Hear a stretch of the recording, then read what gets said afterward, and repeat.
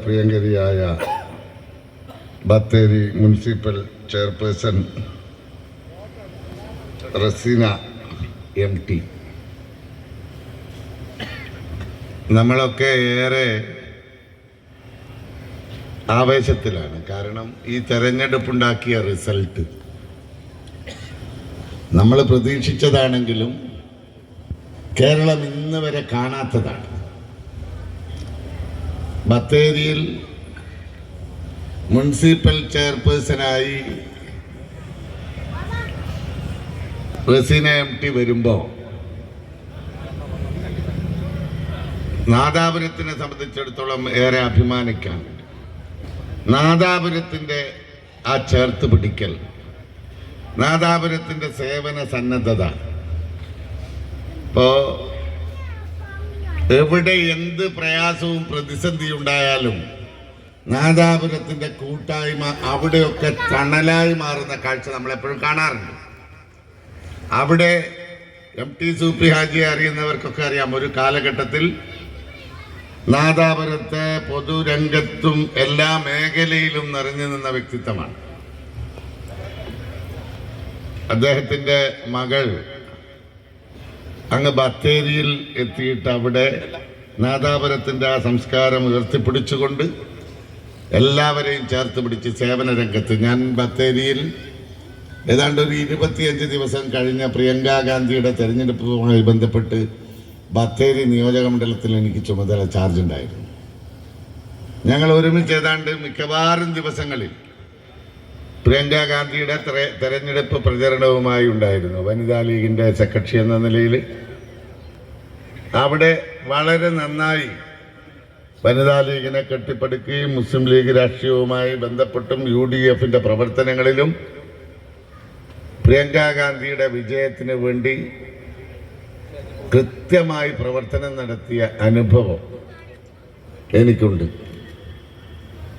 വെറുതെ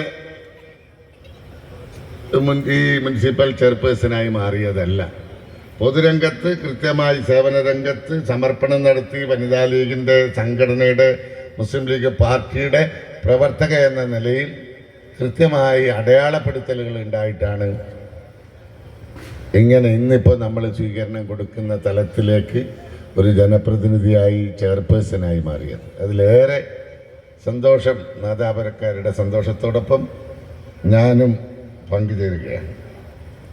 ഈ തെരഞ്ഞെടുപ്പ് ഞാൻ നേരത്തെ സൂചിപ്പിച്ചതുപോലെ സാധാരണ നമ്മൾ ഒരിക്കലും പ്രതീക്ഷിക്കാത്ത വിജയം.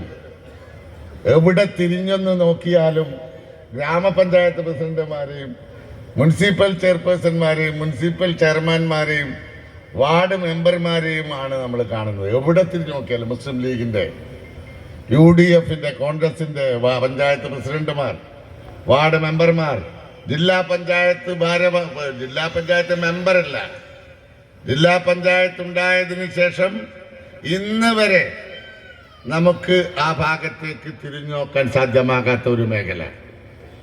അതുപോലും ഇപ്രാവശ്യം കോഴിക്കോട്ടെ ജനങ്ങൾ കൃത്യമായി LDF-നെ തള്ളിക്കളഞ്ഞു. നമ്മളിത് നേരത്തെ പറഞ്ഞിട്ടുണ്ട്.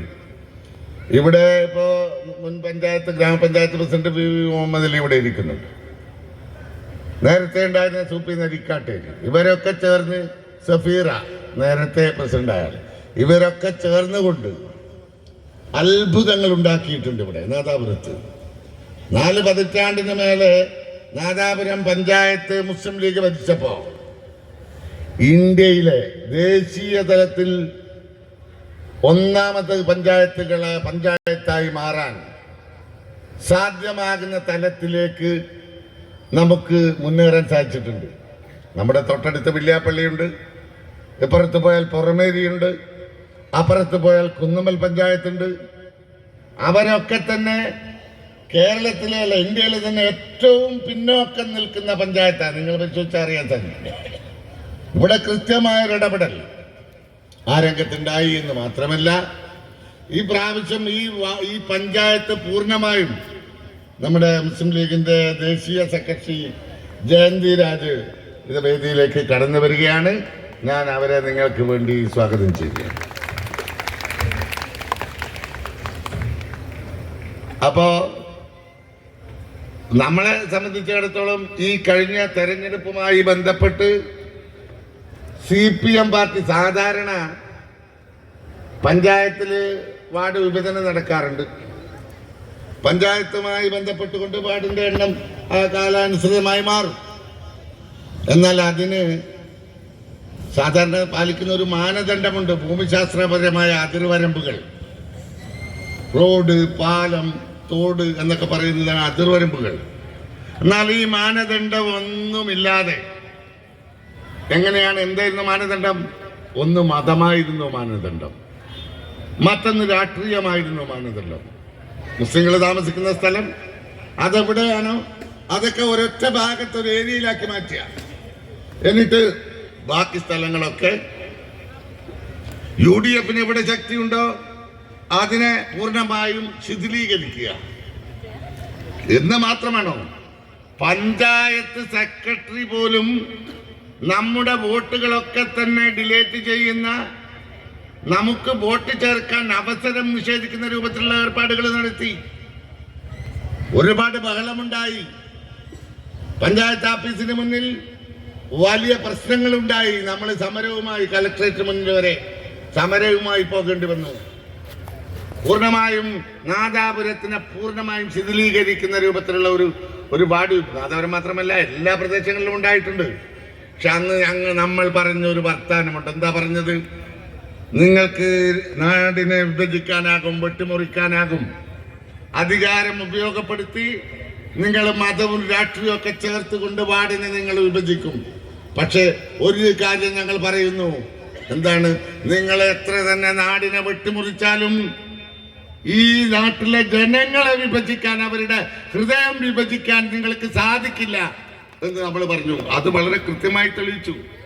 ചരിത്രത്തിൽ തുല്യതയില്ലാത്ത വിജയം നാദാപുരത്ത് നമുക്ക് നേടാൻ സാധിച്ചു. 18 സീറ്റ് നമ്മൾ വാങ്ങിച്ചു.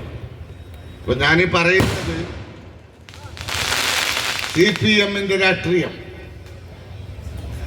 ഇന്നിപ്പോ നമ്മളൊക്കെ ചർച്ച ചെയ്യേണ്ടത് കേരളം മുഴുക്ക, കേരളത്തിലെ മലയാളികൾ ഉള്ളിടത്ത് മുഴുവൻ ചർച്ച എന്താ? ഇവിടെ ഒരു ബാലൻ ഉണ്ടല്ലോ, നമ്മളെ ബാലൻ എന്തൊക്കെയാ പറയുന്നത് എന്നിപ്പോ 2 ദിവസമായിട്ട് നിങ്ങൾക്ക് മനസ്സിലായില്ലേ? ഇങ്ങനെ വർഗീയത പറയുന്ന, BJPയെയും RSSനെയും നാണിപ്പിക്കുന്ന രൂപത്തിൽ മുസ്ലിം സമൂഹത്തെ വർഗീയമായി ചേരിതിരിവുണ്ടാക്കിയിട്ട്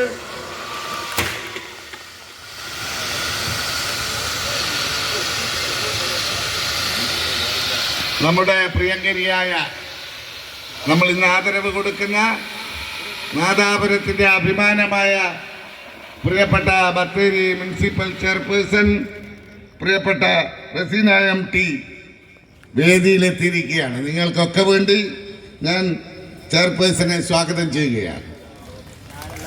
വന്ന ഞങ്ങളോട് കൈത്തോട് കാണിച്ച് നിങ്ങൾ ഭയപ്പെടുത്തണ്ട. അങ്ങനെ അങ്ങ് പേടിച്ചു പോകുന്ന ആളുകളാണ് മുസ്ലിം കമ്മ്യൂണിറ്റി എന്ന ധാരണയും വേണ്ട. നിങ്ങളുടെയൊക്കെ സംരക്ഷണത്തിന് കീഴിൽ ഒരു കാലഘട്ടത്തിലും ഞങ്ങൾ ഈ രാജ്യത്ത് ജീവിച്ചിട്ടില്ല. ഞങ്ങൾക്ക് സ്വന്തമായൊരു അസ്തിത്വമുണ്ട്. നിങ്ങളുടെ ഊരമേൽ കെട്ടിവെച്ചതല്ല ഞങ്ങളുടെ അസ്തിത്വം എന്ന് മനസ്സിലാക്കണം എന്നാണ് എനിക്ക് സൂചിപ്പിക്കാനുള്ളത്. ബാലൻ എന്ന് പറയാം, എപ്പോഴും വിടുവായത്തം മാത്രം പറയുന്ന ഒരു സംസ്കാരം.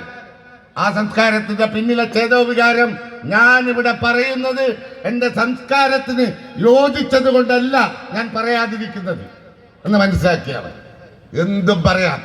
ഒരു സമൂഹത്തെ, ഒരു സമുദായത്തെ ആർക്കും എങ്ങനെയും വഴിയിൽ കെട്ടിയിട്ട ചണ്ട പോലെ കൊട്ടാമെന്നാണ് ധാരണയെങ്കിൽ അത് കേരളത്തിലെ പൊതുസമൂഹം കാണിച്ചു കൊടുത്തിട്ടുണ്ട്. ഞങ്ങൾ അതിനെ കൂട്ടുനിൽക്കില്ല എന്ന്. അതാണ് ഈ തെരഞ്ഞെടുപ്പ് റിസൾട്ട്. ഞങ്ങൾ ഉണ്ടാക്കിയതിനെ മുസ്ലിം ലീഗ് വിചാരിച്ചാൽ, കോൺഗ്രസ് വിചാരിച്ചാൽ ഇത്ര വലിയ വിജയം ഉണ്ടാക്കാൻ സാധിക്കില്ല. നിങ്ങളുടെ നാറിയ രാഷ്ട്രീയം, കാഫിർ സ്ക്രീൻഷോട്ട് മുതൽ നിങ്ങൾ തുടങ്ങിയ നാറിയ പൊളിറ്റിക്സ്, ആ പൊളിറ്റിക്സ് കേരളക്കരയിലെ ഹിന്ദുവും മുസൽമാനും ക്രിസ്ത്യാനിയും എല്ലാ ആളുകളും, മതമുള്ളവനും മതമില്ലാത്തവനും അവൻ ഒരുമിച്ച് നിന്നു. എന്നിട്ട് പറഞ്ഞു, ഞങ്ങൾ ഒരമ്മ പെറ്റ മക്കളാണ്, ഞങ്ങളെ ഭിന്നിപ്പിക്കാൻ നിങ്ങൾക്ക് സാധിക്കില്ല എന്ന് കേരളീയ പൊതുസമൂഹം ഒരുമിച്ച് പറഞ്ഞു. അതിന്റെ തെളിവാണ് 20% വോട്ട് BJPക്ക് ഉണ്ടായിരുന്നിടത്ത് നിങ്ങൾ ഈ വർഗീയതയൊക്കെ പറഞ്ഞിട്ട് 13.5% BJPയുടെ വോട്ട് താഴ്ന്നു പോയതും CPM ചരിത്രത്തിൽ തുല്യതയില്ലാത്ത പരാജയം ഏറ്റുവാങ്ങേണ്ടി വന്നതും നിങ്ങളുടെ വർഗീയ പ്രചരണത്തെ കേരളത്തിലെ ജാതി മത ഭേദമന്യേ ജനങ്ങൾ തള്ളിക്കളഞ്ഞു എന്നതാണ്. അവർ UDFൽ വിശ്വാസം കൊണ്ടു.